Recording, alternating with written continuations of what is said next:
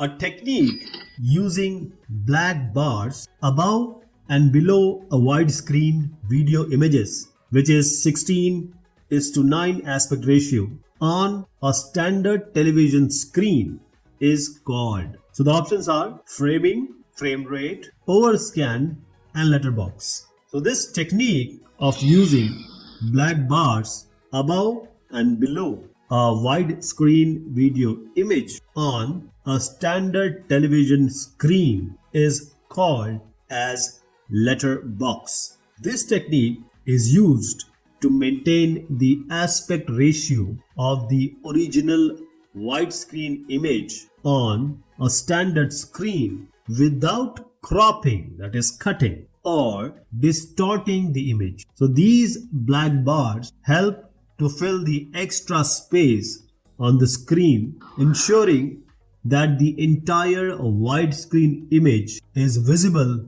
without any loss of content.